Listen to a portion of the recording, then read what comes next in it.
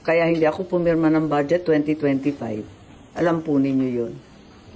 Ako una nagbunyag, tumayo ako noong early December tungkol sa BICAM at pinoprotesta ko ang proseso at yung mga pangyayari. So, ma'am, dapat ang paliwanag yung ilan yung kasamahan ng sa mga insult? Hindi ko alam kung sino-sino yan, dami-daming haka-haka. Sana hindi na maulit. But did you come across the list of projects, yung mga questionable projects, mga double entries sa GAA? Well, napakaliwanag naman na nangyari nung kampanya na bilyon-bilyon ay winaldas sa kung ano-ano. Ma'am, yung hindi niyo po pag-attend mamaya po sa SONA, won't it be seen as yung dun sa rift niyo po with the President? Hindi, nakikiisa lamang ako sa Duterte Block po at hindi naman talaga pupunta. Hindi pumunta last year si Bongo, si Bato, hindi rin pupunta si Robin, ako rin, si Senator Marcoleta. Hindi ko alam kung ano ang desisyon.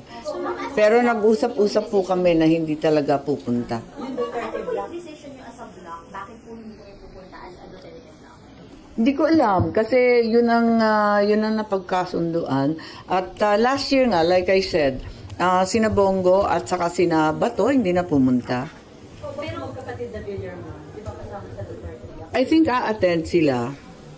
Ma'am, sorry, sino po sa Duterte Block ulit yung hindi po makakarating mamaya? Kayo po, Ang pagkaalam ko yung apat, kayo po, Robin.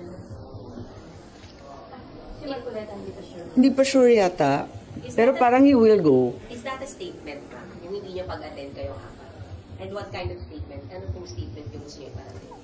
Nasa sa inyo, pero para sa akin, ako personally, talagang ayoko pumunta kasi may napakaraming dapat gawin na para sa akin, urgent and important. Yung sa SONA, makikinig naman tayo. Alam ko na ilalathala naman lahat ng mga sasabihin ni Presidente sa ating mga pahayagan, sa radyo, sa TV. Mababasa naman namin yon at masusundan. Samantalang yung mga nangangailangan ng tulong, hindi na makakapag-intay. Salamat, ma'am. Thank you. Bye-bye. Where's SP? Di ba siya dapat una?